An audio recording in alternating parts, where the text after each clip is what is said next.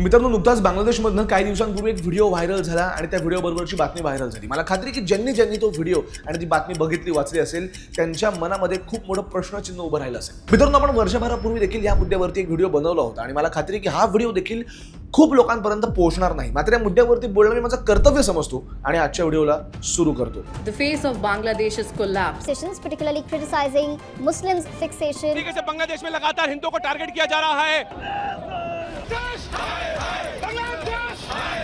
नमस्कार मित्रांनो, माझं नाव सोम आणि आपल्या नवीन व्हिडिओमध्ये तुमच्या सगळ्यांचं स्वागत आहे. विचार करा की तुम्ही एका देशामध्ये काम करता, मेहनतीने काम करता. पायनियर नेटवेअर लिमिटेड नावाची कंपनीमध्ये तुम्ही काम करता. तुम्ही असं ठरवतात की गारमेंट फॅक्टरी आहे, मी जेवढ्या मेहनतीने काम करेल तेवढी लवकर माझी ग्रोथ होईल. वर्षानुवर्ष तुम्ही मेहनत घेता आणि तेव्हा तुमचा प्रमोशन, तुमची पगारवाढीचा हक्क मागायला तुमच्या फ्लोअर मॅनेजरकडे जाता. तेव्हा तुम्हाला तिथनं धुडकावून लावण्यात येतं, तुम्हाला वाटेल ती उत्तरं देण्यात येतात, तरी तुम्ही तुमच्या कामाकडे लक्ष देतात. असं जेव्हा वारंवार व्हायला लागतं तेव्हा एक दिवशी ह्याच भांडणाचं वादामध्ये रूपांतर होतं. कंपनीतनं तुम्हाला हाकलून देण्यात येतं. निराश होऊन तुम्ही पोलिसांकडे धाव घेता, न्यायाची मागणी करता की मी एक एम्प्लॉई आहे, माझे अधिकार आहेत, या अधिकारांची अंमलबजावणी व्हावी. पोलीस तुमची सगळी गोष्ट ऐकतात. तेवढ्यात तुम्हाला कळतं की तुमच्या कंपनीने तुम्हाला काढून टाकण्याचं कारण काहीतरी वेगळंच सांगितलंय. ते कारण दिलंय की तुम्ही एका धर्माबद्दल चुकीची स्टेटमेंट पास केली. पोलीस हे ऐकतात आणि पोलीस तुम्हाला तिथनं धुडकावून लावायला सुरुवात करतात. तुम्ही पोलिसांसमोर अक्षरशः भीक मागतात की तुम्ही माझं म्हणणं ऐका, अशी कुठलीही गोष्ट मी बोललेलो नाही, असा कुठलाही पुरावा नाही. धर्म अंध लोक लगेचच पोलीस स्टेशनच्या बाहेर जमा होतात. तुम्ही कधी बाहेर याल आणि आम्ही कधी तुमचा बळी घेऊ, ह्याच सगळ्यांच्या भावना असतात. आणि पोलीस देखील तुम्हाला त्याच पब्लिकच्या हवाले करतात. ती पब्लिक तुम्हाला दगडाने ठेचते, तुम्हाला लाठ्या मारते आणि शेवटी तुम्हाला एका झाडाला लटकून जाळून टाकते.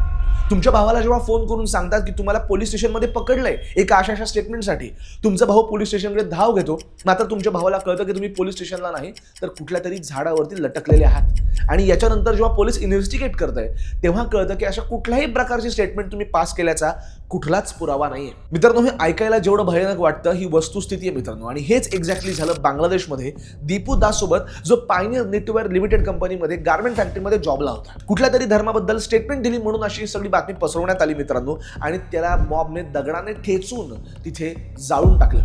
मित्रांनो, ह्या सगळ्याबाबत जेव्हा बांगलादेश पोलीस आणि रॅपिड ॲक्शन बटालियन RAB जे बांगलादेशमध्ये इन्व्हेस्टिगेट करतात, त्यांनी इन्व्हेस्टिगेट केलं तेव्हा कळलं की अशी कुठल्याही प्रकारची स्टेटमेंट दिल्याचे अजून तरी कुठलेच पुरावे हे हातात सापडलेले नाहीत. आणि तरी सुद्धा तिथल्या लोकांनी केवळ तो हिंदू होता आणि नॉन मुस्लिम होता म्हणून त्याला ठेचून तिथे जाळून मारून टाकलं.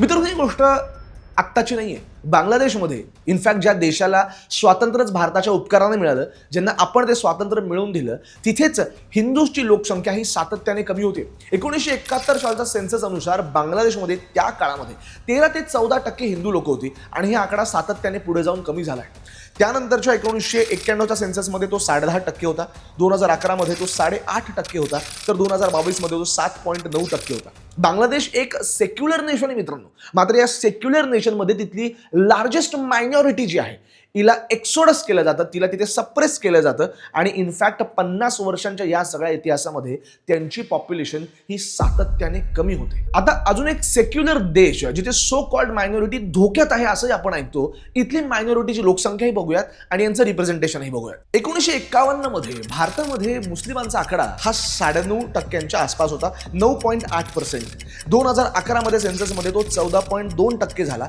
तर 2011 नंतर कुठल्याच प्रकारची सेन्सस इंडियामध्ये झालेले नाही. मात्र या आकड्यामध्ये एक सिग्निफिकंट वाढ आहे. इनफॅक्ट यांच्या हक्कांसाठी मायनॉरिटी कमिशन देखील आहे. यांचे हक्क, यांचा धर्म इथे फ्लरिश होता नाही दिसतो. इनफॅक्ट आपल्या देशातले top superstars, top film stars, top politicians, काही बिझनेसमॅन देखील याच कम्युनिटीमधून येतात. आणि केवळ इंडियातली लार्जेस्ट मायनॉरिटी म्हणून नाही तर इंडियातल्या मायक्रो मायनॉरिटी सुद्धा, जसे की पारसी असतील, यांना सुद्धा इथे खूप मोठ्या प्रमाणामध्ये ग्रोथ जी आहे ही बघायला मिळते. मित्रांनो, 1971 ते 2024 पर्यंत बांगलादेशमधल्या हिंदूंना तब्बल 40 ते 50 लाख हिंदूंना बांगलादेश सोडून पळून जावं लागलं. एवढंच नाही तर नवीन आकडेवारीनुसार रोज 500 बांगलादेशी हिंदू बांगलादेशमधनं पळून जात आहेत. त्यांच्या जमिनी बळकवल्या जातात, त्यांच्या मंदिरांवरती वार केले जातात. केवळ त्यांचा धर्म वेगळा आहे म्हणून त्यांना सेकंड सिटीजन म्हणून ट्रीटमेंट दिली जाते. आणि केवळ लोकच नाही तर आता न्याय व्यवस्था देखील मोहम्मद युनूस यांच्या सरकारच्या अंतर्गत त्यांना एक सेकंड सिटीजन म्हणून ट्रीटमेंट देते. काही महिन्यांपूर्वी जेव्हा शेख हसीना यांचं सरकार पडलं तेव्हा देखील आपण बघितलं की कॉलेजेसमध्ये हिंदू विद्यार्थ्यांना घेरून, त्यांना हिनवून, त्यांना पाण्यामध्ये बुडवायचा प्रयत्न करण्यात आला.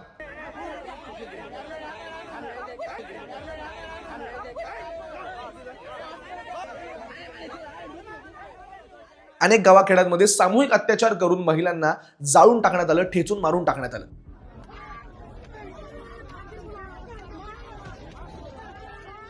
आणि हीच गोष्ट पाकिस्तानमध्ये देखील मोठ्या प्रमाणामध्ये होते. त्यामध्ये ते इनफॅक्ट मायनरचं लग्न लावून दिलं जातं, त्यांना पळून नेलं जातं आणि काही ठिकाणी तर त्यांची विक्री देखील केली जाते, असेही रिपोर्ट समोर आले. दीपू दास यांनी अशी स्टेटमेंट पास केली का नाही याचा कुठलाही पुरावा नसताना पोलिसांनीच मॉबच्या हवाले या माणसाला केले आणि त्याला दुर्दैवाने तिथे आपला जीव गमवावा लागला. आणि ह्याच बांगलादेशी मुस्लिमांचं भारतामध्ये इल्लीगल प्रमाण हे इतक्या मोठ्या प्रमाणात आहे की आता आसामसारख्या राज्यांमध्ये NRC लागू करायची वेळ आली. इनफॅक्ट असंही म्हणतात की भारतामध्ये कमीत कमी यांचा आकडा हा 1 कोटींच्या आसपासही असू शकतो. या सगळ्या बांगलादेशी तिथल्या नागरिकांना भारतामध्ये इल्लीगली आणून त्यांना आधार कार्ड, राशन कार्ड आणि वोटिंग कार्ड प्रोव्हाइड करणारा प्रत्येक नेता, प्रत्येक पार्टी किंवा प्रत्येक व्यक्ती जो या प्रोसेसमध्ये इन्व्हॉल्व होता हा देशद्रोही आहे. आणि त्यामुळे या देशामध्ये लवकरात लवकर आपले इथले मूळ लोक किती आणि बाहेरून आलेला हा कचरा किती याची चाचणी होण्याची गरज आहे. आज पहिल्यांदा मला असं वाटतं की या देशामध्ये NRCची खरंच गरज आहे.